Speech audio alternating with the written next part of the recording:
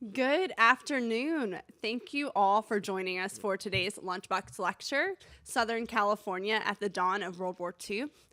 My name is Dr. Maggie Hartley. I'm Director of Public Engagement, and I am glad that all of you guys have tuned in for today's program. Before we get started, we do have a brief message from our sponsor, AARP Louisiana.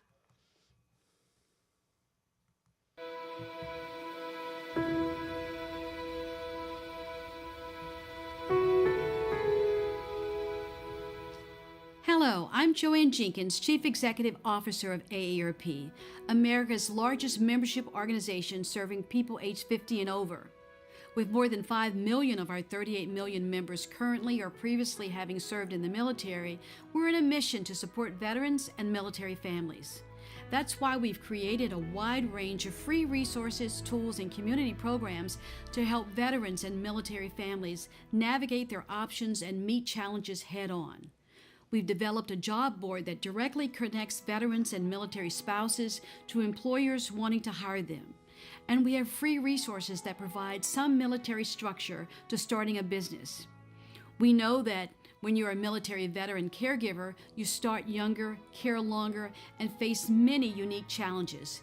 That's why AARP provides a free military caregiving guide containing important and timely information that you truly need. Because military veterans or service members are twice as likely to be a target for fraud, the AARP Fraud Watch Network, in partnership with Operation Protect Veterans, provides free action alerts detailing the latest scams directed at veterans and military families. And through our state offices nationwide, AARP can help you find the right opportunity to give back to your community and fellow veterans. To learn more about these and other resources, visit aarp.org/veterans. Thank you.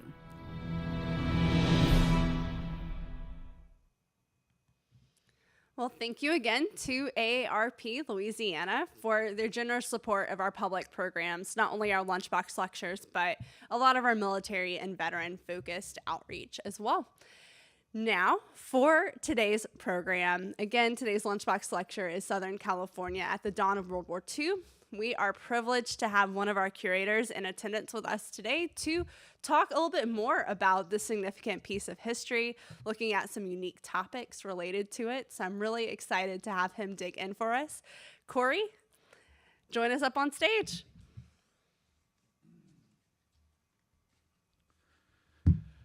Thank you so much.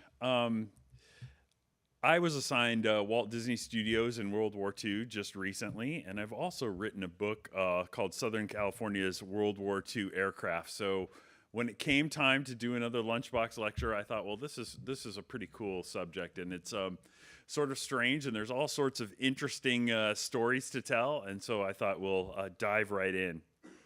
Believe it or not, when you talk about Southern California, especially at the beginning of World War II, you sort of have to start in Hawaii. Obviously, Hawaii was one of these spots that was attacked by the Japanese on December 7th, 1941. The Pearl Harbor Naval Base was attacked, as well as the rest of the island of Oahu in one form or another. So right after that point in time, it became pretty apparent to those involved that there was a lot of potential for Hawaii to be invaded. So right away, we see scenes like this, barbed wire right on any beach that could be a good landing site, as well as gun emplacements, both the Army to take on these beaches, as well as larger emplacements to take on any Japanese ships that appeared. That night, Sunday night, was the first night of total blackouts in the territory of Hawaii.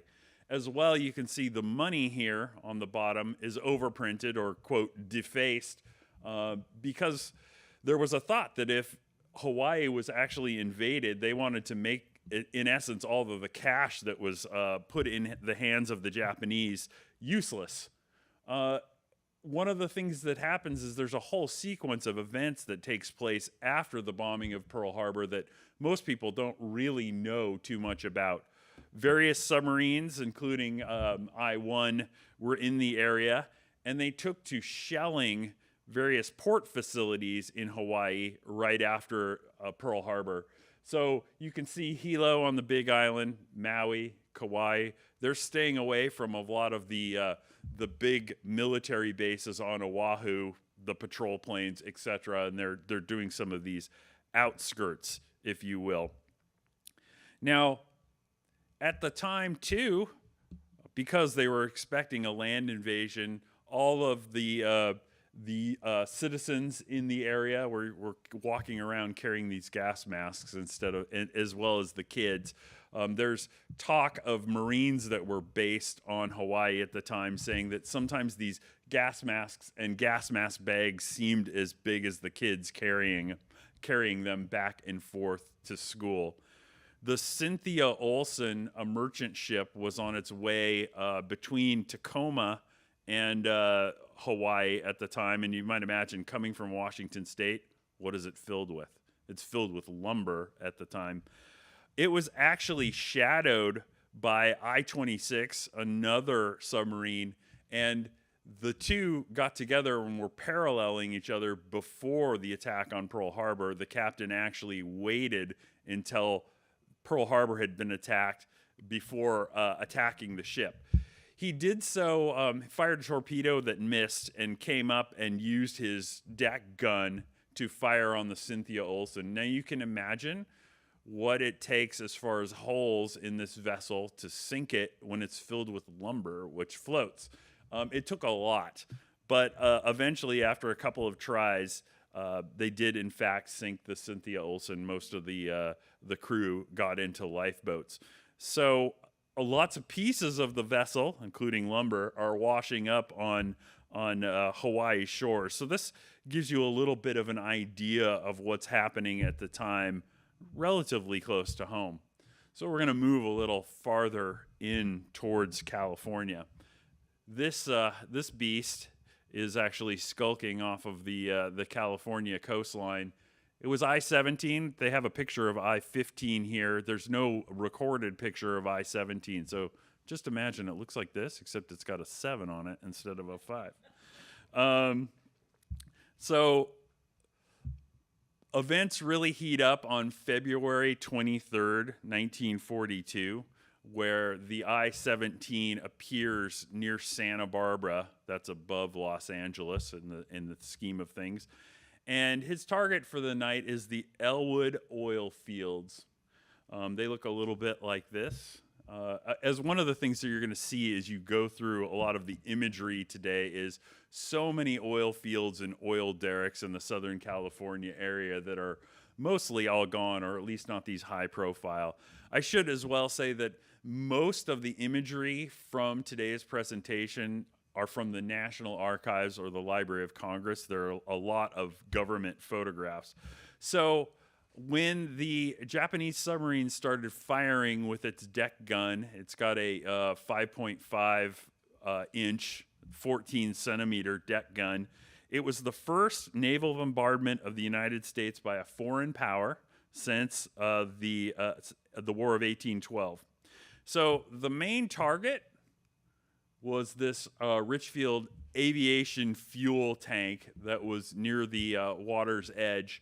As you might imagine, from a rolling submarine, submarines are relatively small compared to other military naval vessels. Over about 20 minutes in the 7 to 7:45 range that evening, it was dark. The Japanese submarine fired. Approximately, there's a lot of debate over this, 12 to 20 shots from its deck gun.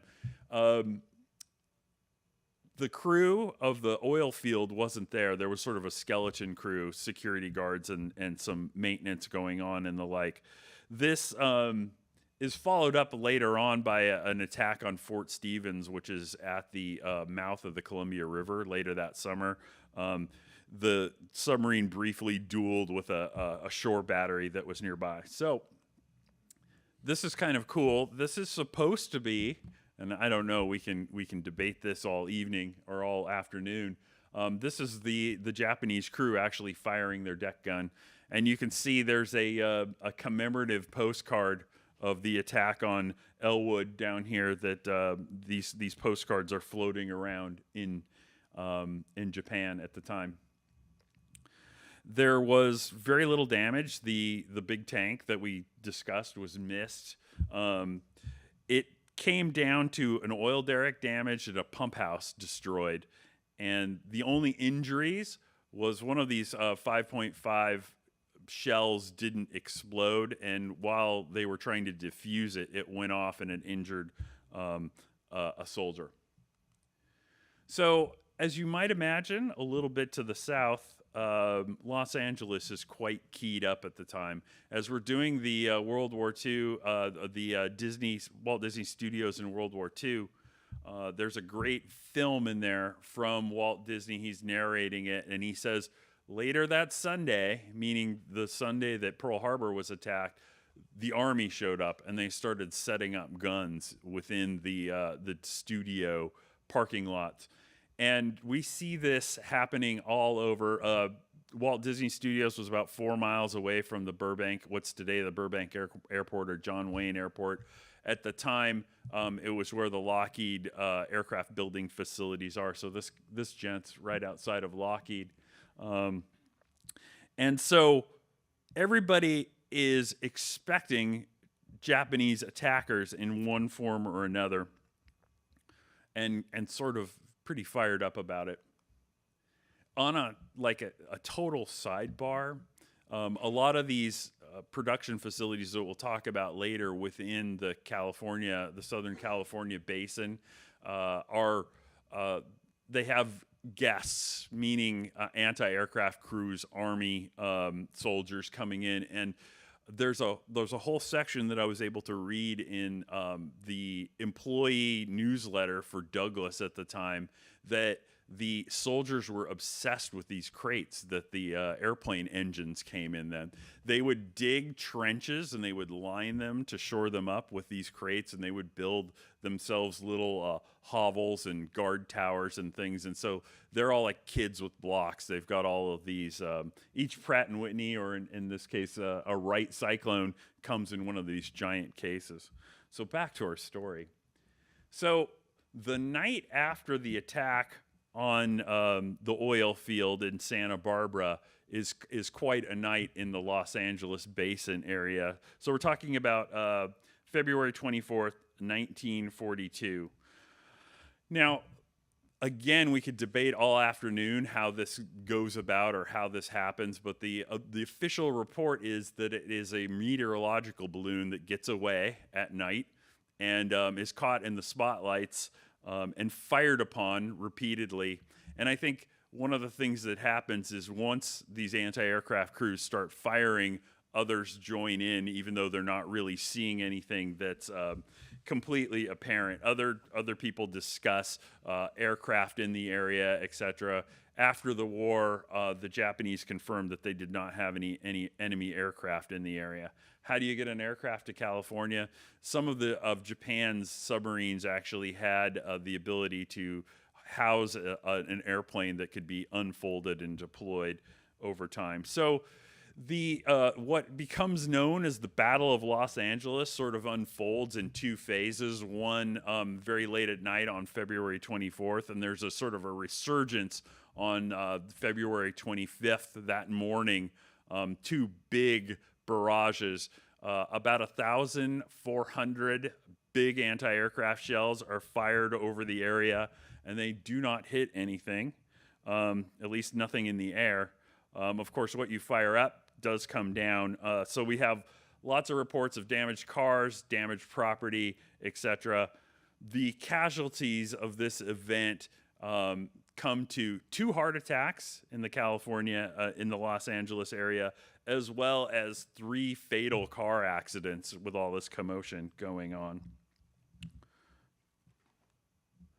So when I'm talking about what comes down, this is a collection of material, U.S. material, that has fallen near this gentleman's home in Inglewood, California.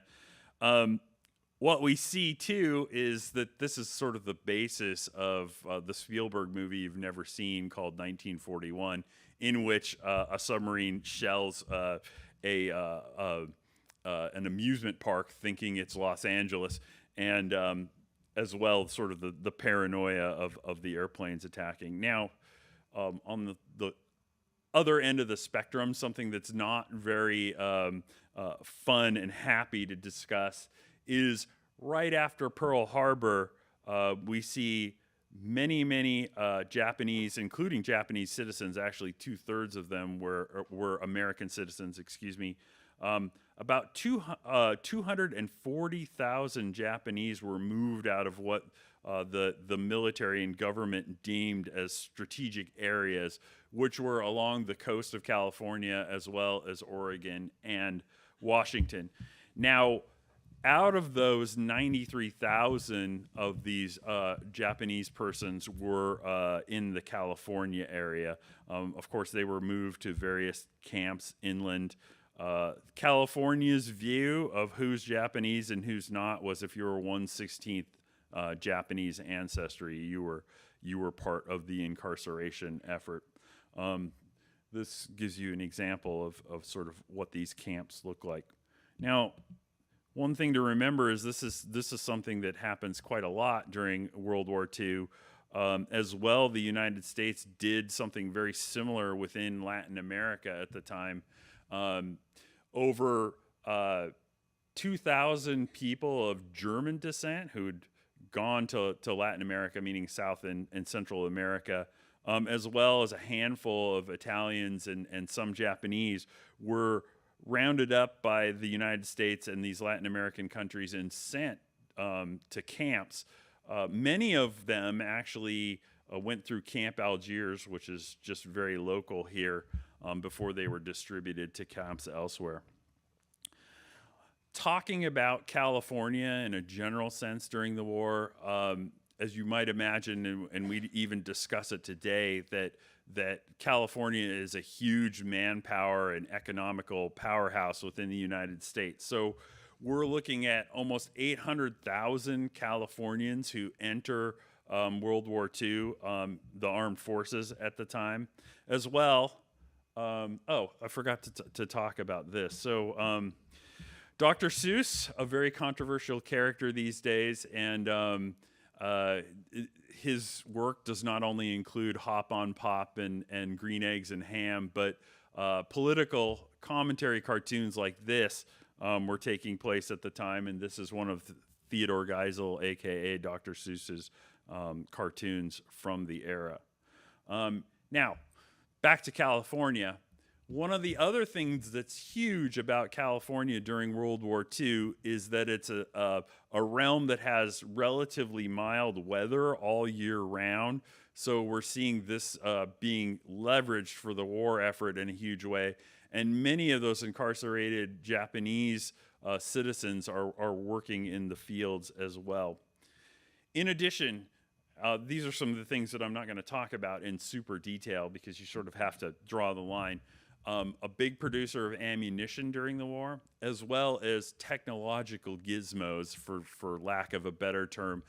There's a lot of material. It's funny, I was chasing down the other day, there was all the subcontractors, all the companies that contributed to a P-47, which was made in New York or Indiana at the time. And you can go through, and there's all these California companies that are supplying electronics, hydraulic pumps, even, believe it or not, Zeppo Marx established a company that was supplying pieces of airplanes to various United States companies during the war. Of course, Howard Hughes, the movie producer, Houston oil man, he's very much into aviation at the time. We know of sort of the post-war, they were ordered during the war, but the post-war Spruce Goose and his reconnaissance plane that were both quite late in the process. But during the war, Hughes Aircraft, their main production line is making the little motors that pull the 50 caliber machine gun bullets through a 50 caliber gun that's in an airplane, as well as the feed chutes. They have those flexible feed chutes. So it's a big place for technology and gizmos at the time. going down towards the waterline in Long Beach, California Shipbuilding Corporation, which was called Cal Ship at the time. This is unique. There's a lot of places that are generating Liberty ships and Victory ships during the war. Obviously, the Bay Area, Puget Sound, Mobile, Alabama, for that matter. But the thing that's kind of amazing about California or Cal Ship's production is that this didn't really exist before 1941. This was something that came about as sort of a brand new development in the lower Los Angeles area. During the war, they made 467 vessels, mostly Liberty and Victory ships. And interesting sort of factoid about this is Los Angeles hadn't made a large vessel in 20 years before these came to be. So you have your ships. Now you've got to get your material on the ships. And forgive me, I'm an aviation guy, so I'm gonna take you down that route as we talk. This is all airplanes from the East Coast, or at least not from California, and they're sitting, getting ready to be loaded. So we've got Vought Corsairs. They're most likely from Connecticut or perhaps Ohio, the bent wing ones, as well as these ones with the tall tails. These are all FM2s. They're from Eastern, a division of General Motors, and they're made in New Jersey. So they're all getting ready to go on ships into the Pacific. You can see all those oil derricks in the background. It's kind of a cool picture. So talking about GM, within the Los Angeles basin, there was GM's Southgate assembly plant.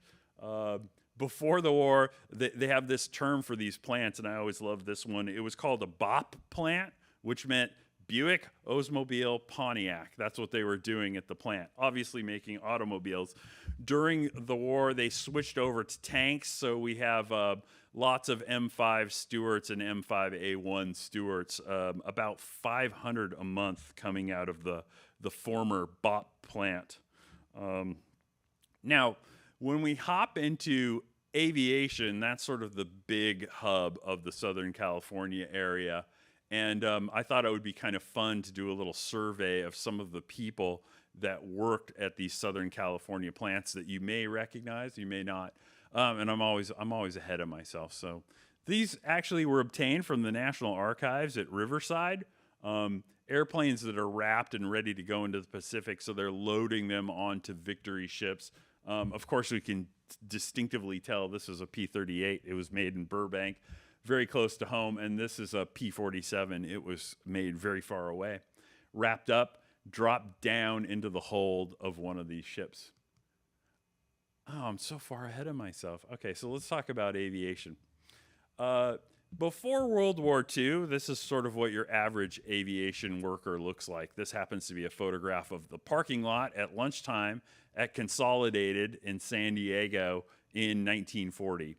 Now, what's going to happen to these people when the war starts? They're all going to end up in the military. So we have a situation where we have young tinkerers, craftsmen who are making airplanes in very small batches, and we're going to see sort of a difference in how things go from there. So this is your new aviation worker. And everyone, they kind of scoff when they see this picture. Consolidated Vultee was, they joined forces by this time. And so this is sort of inner Los Angeles area, Hawthorne, Downey type area. And this is most definitely a model. And it got me thinking, now we're on track, of some of these famous people that worked at aviation facilities during the war. So at the top, we have Joe Cobb. He worked at North American. He was an aircraft assembler.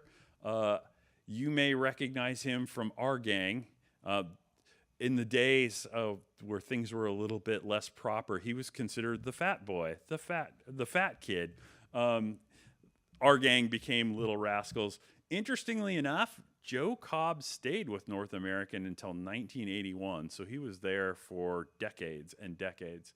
On the right, we have a couple of starlets Ann Sheridan appeared in many, many movies through the 30s, through the 50s mostly, a few after the fact. She worked at Lockheed.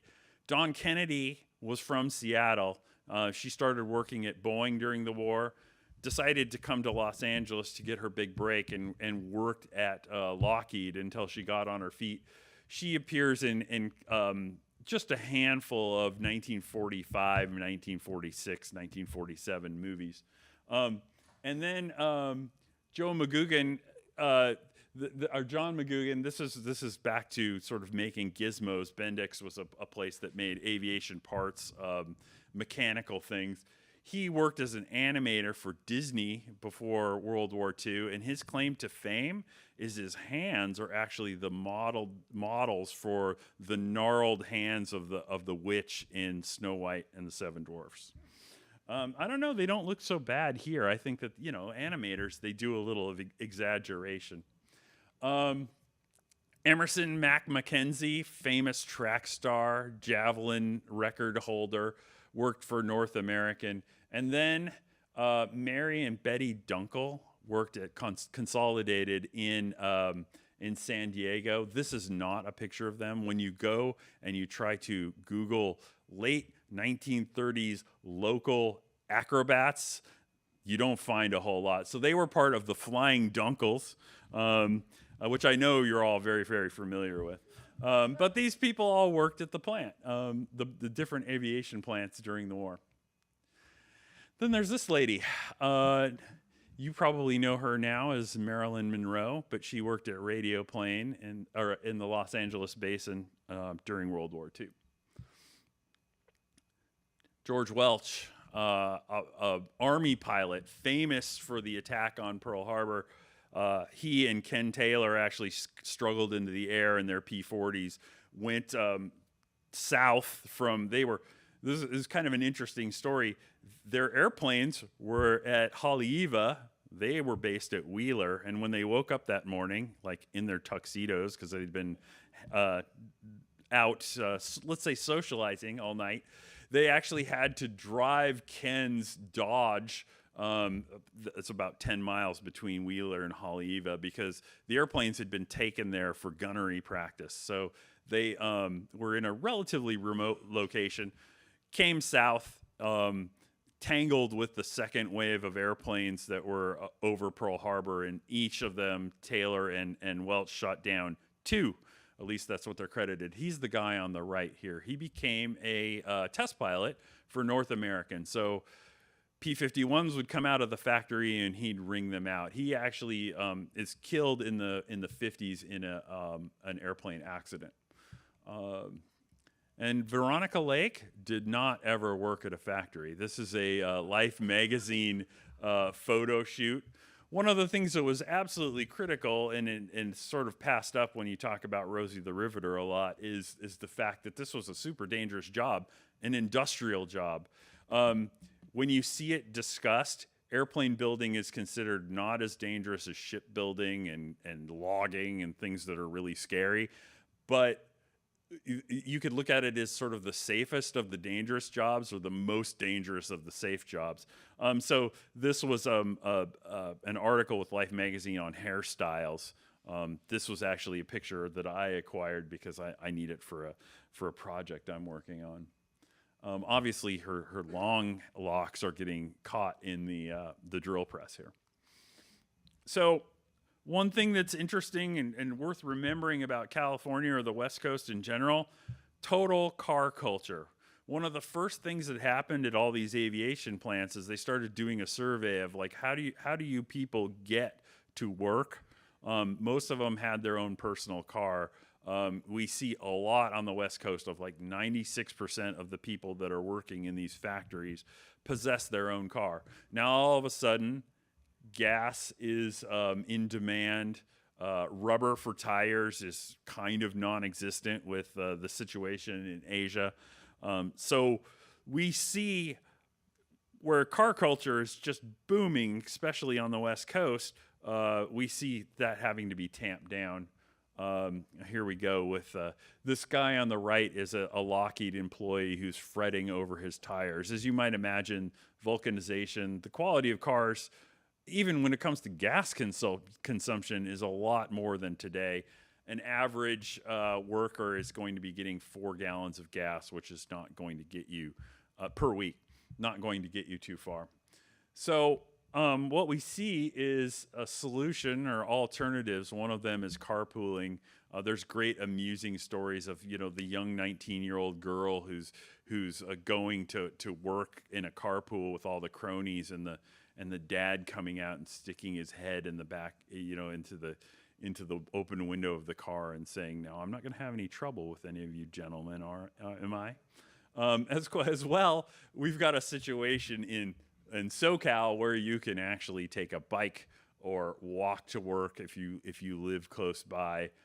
That's not necessarily something that's going to work in Wichita in certain times of the year, etc. I love how I get talking, I get way ahead of my notes, and then I'm like, now where was I? So with that car culture, especially early on, you see these large parking lots that are under camouflage nets. One of the things that happened in Southern California is they were at least they had a mindset that they were going to eventually be attacked, and these places were vital. So you see situations like this where there's artificial neighborhoods in some of the most extensive times at Lockheed and Douglas and other places, as well as this netting over the parking lots, which everyone hated because it was made out of painted chicken feathers and tar. And when it rained, it smelled all the time. And when it rained, you would get all that junk on your car. Another thing that's really interesting about this is as you might imagine, the seasons change, things, sort of your appearance has to change. All of this foliage has to change. So we're talking about people getting up there and painting, like, this is fall grass, this is winter grass, this is what the bushes look like in the spring, in order to continue to have this blend in to the mix. Here we go. We have, I think this is Lockheed, it may be Douglas, before and after. So they're taking classic camouflage and breaking up these items. And I told this story the other night, but it's kind of fun. This is the Warner Brothers lot in the valley. And once Lockheed had disappeared, Lockheed's 4 miles away, give or take, someone said to Jack Warner, "Have you ever thought that this may become a target? This may look like Lockheed when the Japanese actually fly over." And so there's this great apocryphal story that's totally not true, that he had one of his workers paint, like in 20-foot letters, "Lockheed is that way," on the roof of the building. Didn't happen. And by comparison, we can see this is what Walt Disney Studios looked like during the war at the time. So that parking lot became where the Army's anti-aircraft guns were. Of course, they took over many, many buildings as well. So talking about Disney, of course, the way Walt describes it in the film that's downstairs is Sunday morning or Sunday afternoon, the military moved in. Monday morning, the Navy was wanting training films. Of course, they could leverage the artistry and animation skills of Disney, who'd done Snow White and the Seven Dwarfs, as well as Fantasia, etc. On a side note, they made 1,200 insignia for various military organizations. Hank Porter was one of the guys in charge of this. This is Walt with an insignia for El Toro, which is a little bit below Los Angeles, the Marine Corps Air Base at the time. This is not uncommon or not something that's Disney exclusive. This is a selection of Warner Brothers related insignia that were also going around at the time. Warner Brothers was working on a kind of a parallel track. So back to our aviation facility. This is your average worker these days. I love the muffin tins. This happens to be SBD production at El Segundo at the time on the left. And then Northrop, which, in a lot of ways was kind of a boutique-y aircraft factory compared to the big ones consolidated in Douglas. They were making small amounts of night fighters. And I love this next picture, so I put it in, and my excuse is it's over the Los Angeles coastline.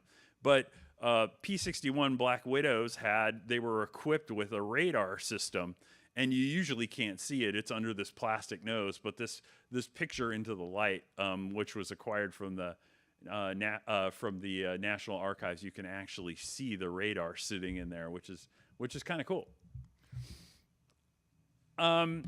This is a B-17. It's kind of similar to the B-17 that's hanging in the National World War II Museum. One thing that's worth mentioning is, along with all of the homegrown aircraft, both Douglas and Vega, which is part of Lockheed, were employed in making Boeing B-17s, Boeing design B-17s under license in the Los Angeles area. So there's many Douglas and Vega B-17s out there. One of the things that comes, I think we can all agree that before World War II, aircraft production was a boys' club. They weren't letting women in, and they certainly weren't letting minorities in. This is a proud photo from Douglas at the time, who's showing sort of the diversity of their workforce. And I have their names here. Now, can I find them? Okay. So the way this is described in the caption is Josephine Luan is Mexican. Jan Lee is Chinese. African American, Dorothy Spencer, and the way it's described is Nordic, Roberta Norton. So this is a selection of the people working at the factory. When we talk about Mexican Americans, one other thing that's worth discussing very, very briefly, all of these could have their own lectures, I think, is the Zoot Suit riots in Los Angeles from 1943. I think it's fair to say that a lot of American history, when you dig into it, is a little bit grim, and you may not be getting the whole story. So these are young men, usually Mexican American, sometimes African American, who've chosen this Zoot Suit, the oversized jacket and the pegged pants, as the newspapers would call it, as their badge of delinquency. So after a murder of a Mexican American citizen, there is sort of, in June of 43, there's these week-long clashes between, we'll call these our delinquents, and the military servicemen that are in California at the time. And to be frank, this is sort of fanned along by the newspapers at the time and the authorities, the police. No one was killed during the actual riots, but it's a significant part of Los Angeles history.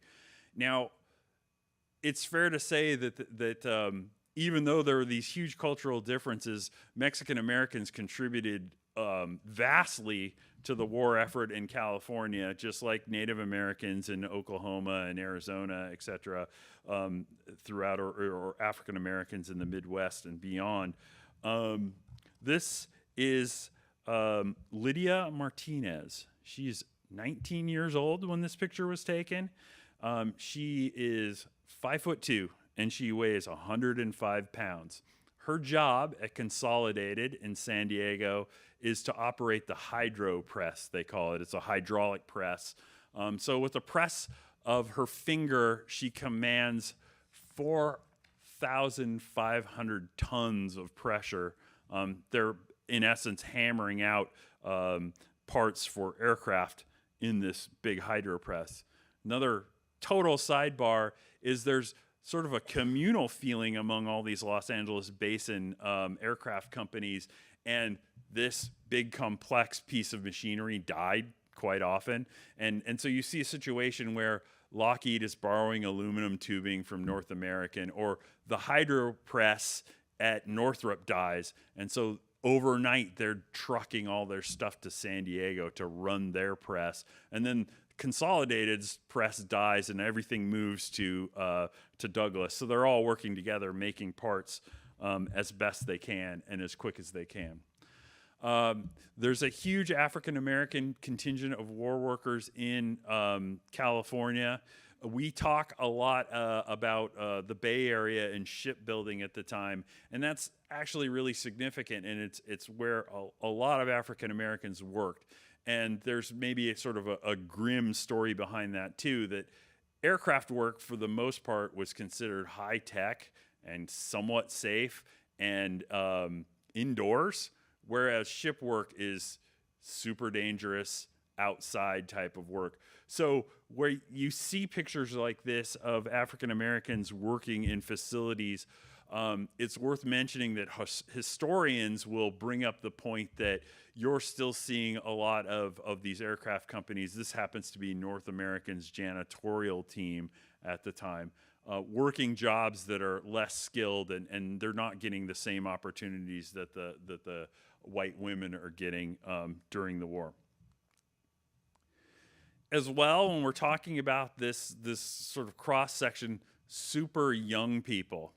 For instance, there were California programs for high schoolers where they would go to work for 3 days a week, and then they would work at, like, for example, Lockheed, or Lockheed would bring, like, to their gym, their high school gym, projects to work on, and they would work, as well as quite old people still working in the factory.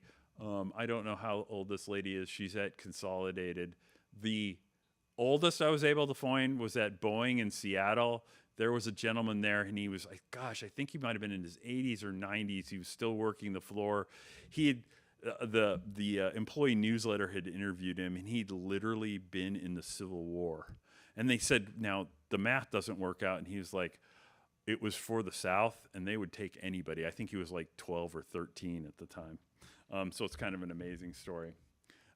As well, people that are sort of outside of what we consider normal was something that the aircraft companies leveraged in a big way. If you were blind, they would put you in a room and have you assemble things by feel.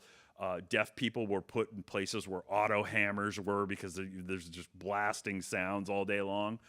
As well as actually little people, which is, as you might imagine, in the Hollywood realm, there was a lot of smaller stature people around. This is Vultee, Consolidated Vultee during the war. It was interesting. I showed this to a coworker of mine one time, and he has sort of that grad school brain of you've got to turn everything over in your mind. And I said, look how small this guy is. And he said, well, or maybe she's really big. And I said, Justin, she is not 12 feet tall. That is a very small man.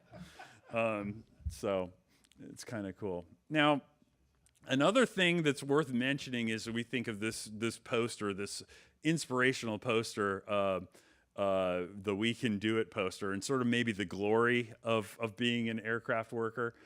This is maybe another idyllic picture of what Consolidated looked like during the war under the camouflage netting. If you get a chance, I'm going to give one book recommendation. It's called Slacks and Calluses, written by a couple of school teachers in San Diego who volunteer because they think it's going to be fun and interesting work to work at San Diego building B-24s during the war. And it's an amazing little book. It's very short, but it gives you sort of a true idea of how ridiculous this was. This is a great instance. This is Douglas. This is them sorting hardware that's fallen on the floor and swept up at the end of a shift. There's this whole theory that, like, okay, well, like, let's say you're up working on the top turret and you drop a couple of rivets. It's going to take a lot of time for you to climb down and get them and bring them back. It's like, just leave them there. They'll get swept up, and then someone has to sort all that material. This is sort of maybe more what your life was like. Several days a week, meaning at least 6. I think California actually had rules that you couldn't work 7 days a week if you were female. So this is maybe more accurately what We Can Do It looks like.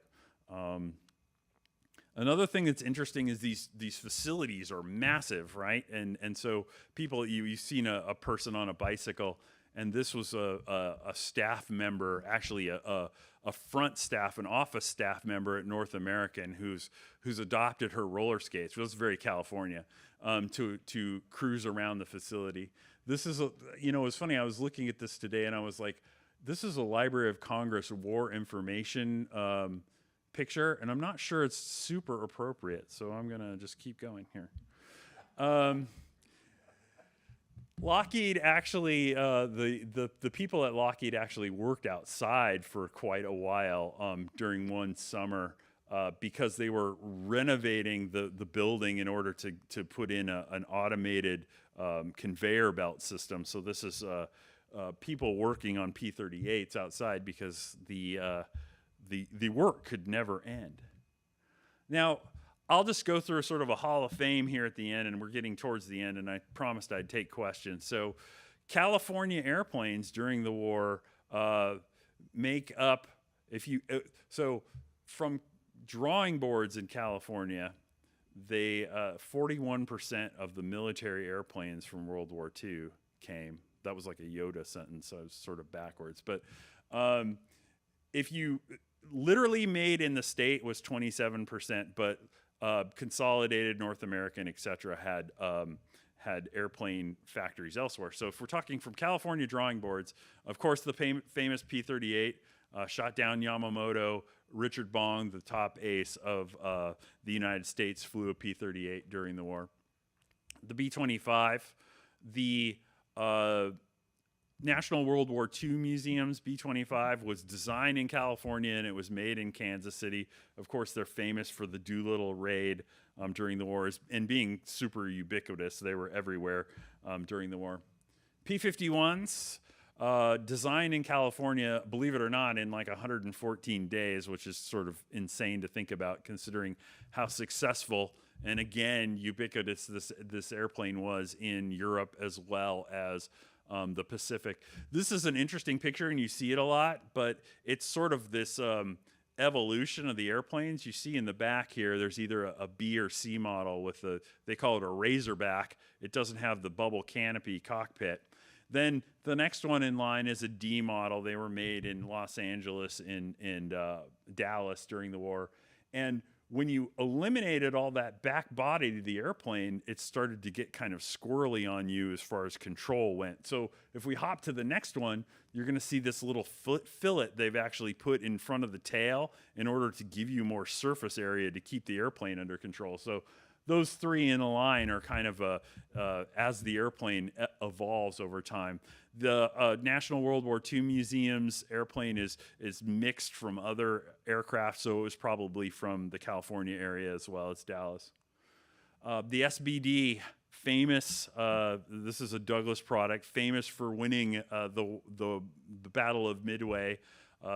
The joke was that SBD, which stands for Scout Bomber, Douglas stands for slow but deadly. The National World War II Museum has one, and it was designed and built in El Segundo in California. And then, of course, the famous C-47, developed from the Douglas DC-3 during the war, dropped paratroopers over Normandy, and again was everywhere throughout the Pacific and Europe. Our particular one was designed in California and built in Oakland. Or I'm sorry, not in Oakland, in Oklahoma City, Oklahoma. So, then the B-24, are designed in San Diego, was built almost everywhere. Fort Worth, of course, there's the famous Willow Run, Ford Run plant in Michigan as well. And finally, I'll end here. This is a B-25. This happens to be kind of a peculiar one. It's an H model, and it's equipped with a 75 millimeter gun in the nose. This was something they developed towards the end of the war to shoot up shipping mostly. But here it is over the California coastline. All of these little cracker box houses that no longer exist, and you couldn't afford them if they did exist. So I'm going to wrap things up with a few minutes for questions. Does anybody have a question they want to pitch me? And please raise your hand and I'll bring the mic over to you. I like this. I've just answered every question. No, California is kind of an amazing state to do a little history on. There's a lot going on there, and it was a real privilege to work on the Disney Museum, the Disney exhibit, and learned quite a bit. And it's part of that mix of pop culture and wartime history that's really fun.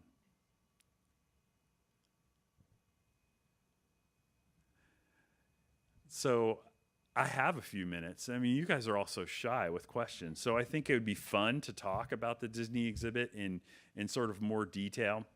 If you get a chance, you guys are all here, but the people online, if you get a chance to come to New Orleans and see the Walt Disney Studios in World War II exhibit, it has hundreds of pieces of artwork and artifacts that are usually not seen by anyone. And what I mean by that is there's some from the Walt Disney Company, as well as material from private collectors, and they've all been gathered in one place. They've been at a couple of different venues, one in San Francisco, the Disney Family Museum, and then the Museum of Flight.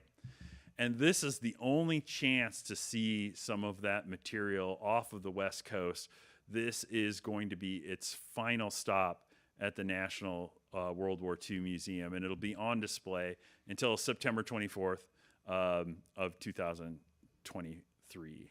And the pieces of it is really interesting as you go through. As I've sort of alluded to in this lecture, the shock of sort of having your facility taken over by the military during the war, and Walt Disney speaks to that, as well as this shock of the military saying right away, we need 20 training films, and you're on it right now. You're switching gears from developing Dumbo to working on these films for us. And you can actually see in the exhibit a Lockheed film that was made for riveters. It's really fascinating if you want to know how to drill a number 30 hole. But they were using their animation skills in order to make these training films. As well, the insignia, sort of a big popular thing. What comes out of that? You've probably seen and not known that they're Disney products. And one of my favorite sections is the Gremlins section that's next to the insignia from the Roald Dahl storybook. Gremlins, of course, he was a Royal Air Force pilot, and so RAF guys would blame anything that went wrong, their faulty radio or their flutter of their control surfaces on the Gremlins, these little fictitious monsters that would go out and bite through the wiring and do all these horrible things. And so Disney developed Gremlin Gus and a whole family of gremlins that they were trying to develop a movie. Interestingly enough, other companies in the Los Angeles area were trying to develop movies too, and none of them were able to do it.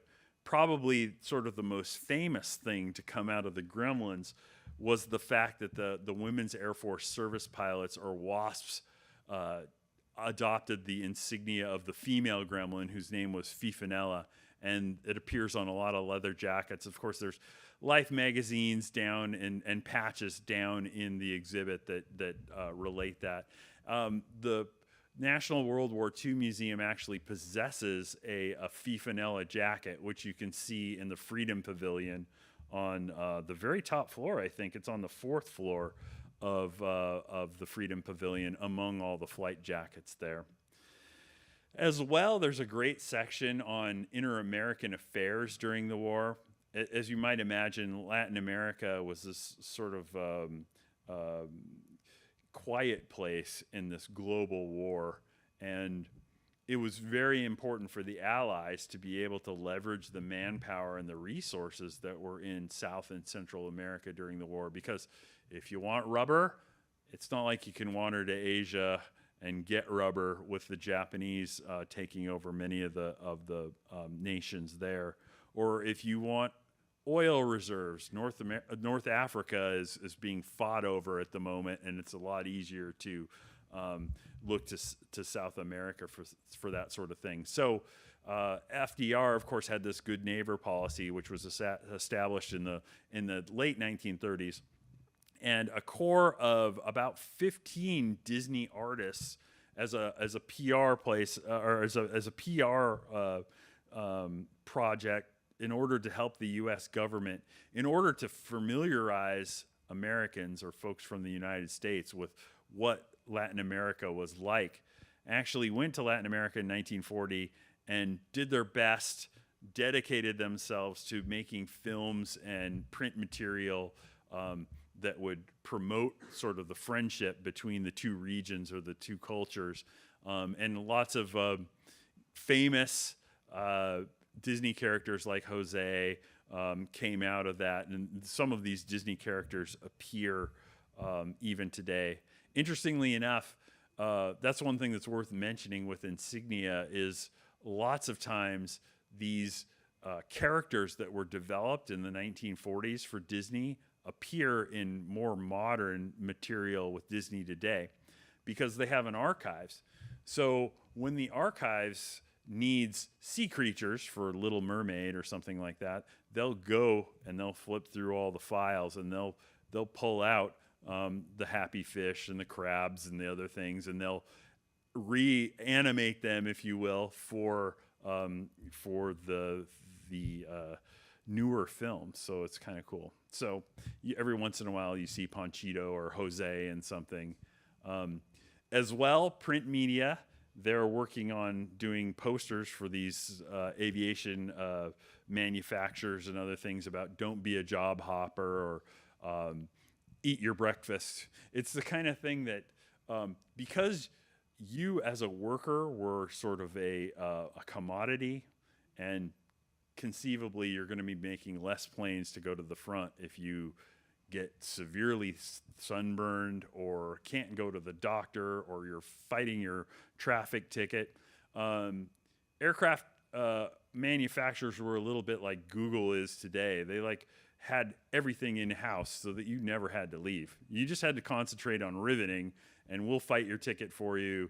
We'll bring the doctor to you in order to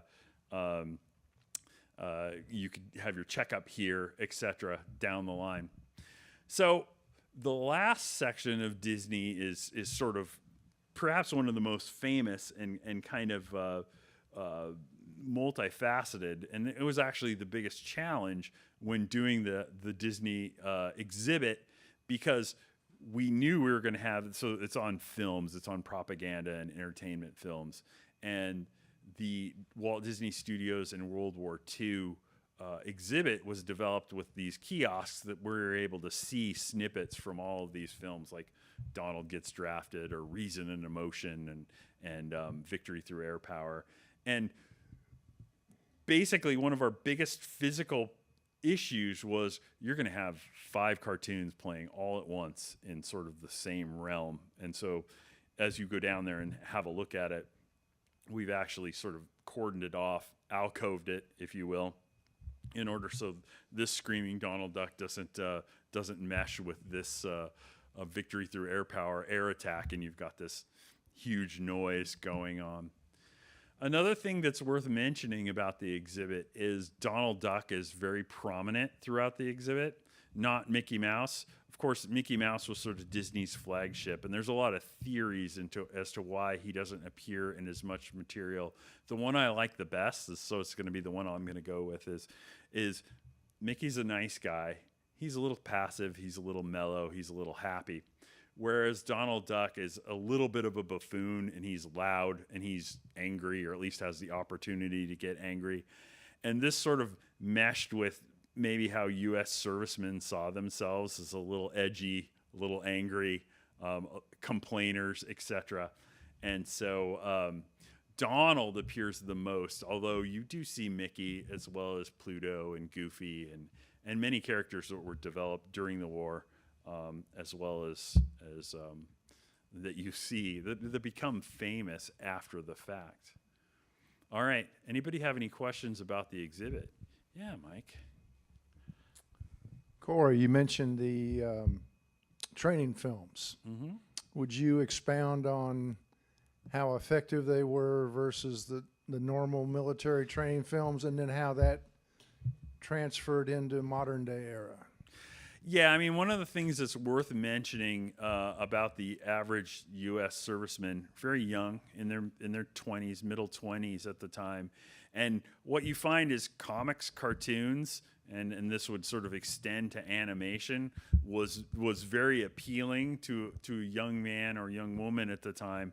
And so I I don't have any real numbers on the degree of effectiveness, but if you've ever tried to like look on YouTube at a how to operate the Norden bomb sight type of video, I guess video now, film back then, they are mind-deadeningly hard to watch. And, you know, even it's worth mentioning that the whole idea of animation is really cool in that if you look at that Lockheed riveting video, which is something that's a little bit on the dry side, we'll say, it allows you to do so much that would be almost impossible to do in the factory, like illustrating the air going over the top of a rivet, or having these really nice, well-lit, cut through rivets that you're able to see them actually getting squished and smashed into place. So there's sort of, and you know, it goes right back to Fantasia. There's this impossibility or fantasy that you're actually able to illustrate through animation that you really can't do in real life. So they were very popular. The military continued to order those films, and I would say it was a success.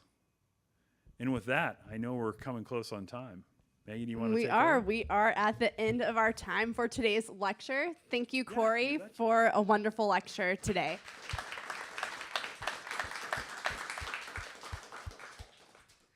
We do have 2 more upcoming Lunchbox lectures. Our May Lunchbox lecture will be with Dr. John Curatola, looking at World War II nose art. That'll be the first Wednesday in May.